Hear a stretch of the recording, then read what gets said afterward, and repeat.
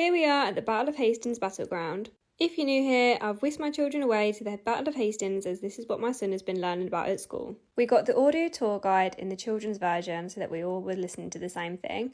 Alfie loved being able to touch the things on display, and the short film was great so that we could get a better understanding before going to visit the battleground. The battleground itself was absolutely so peaceful and tranquil. It was nothing like I was expecting. These posts that you see all the way around, you can type the number into your device and it gives you the audio description for it, which was absolutely perfect for Alfie, who doesn't like standing still for a long time.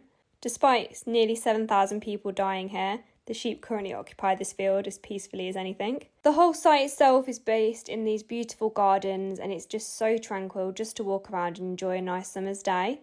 There is so many different parts to this place. It was so much bigger than what I was actually expecting. And most of the attractions you were able to really get inside and look at. It wasn't all fenced off. The kids thought this little hole here belonged to a mouse, but I'm pretty sure this was part of a drain. And it was completely pushchair friendly. There was different routes and obviously we chose the flat one, but we could take the pushchair in most places as well, which was really lovely. The kids were in their absolute element. So Alyssa is 6 and Alfie is 8. And they loved just deciding where we were going to go next and what we were going to see.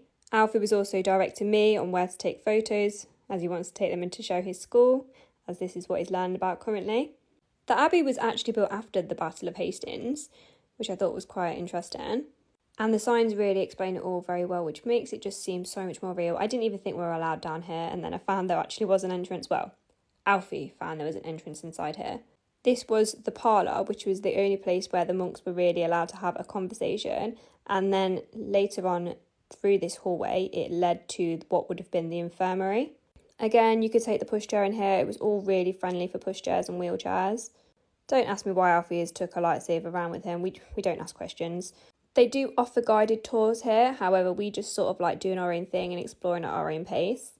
But it's a nice option to have and they did seem really popular. There was a water dispenser so that you could refill any water bottles. And one of the buildings is currently used as a school, which I thought was absolutely so interesting. We had to locate Alyssa's lost sunglasses, which was easy to do because I took so many pictures on the way around. And this was Alfie's sword from the gift shop, which he absolutely loves.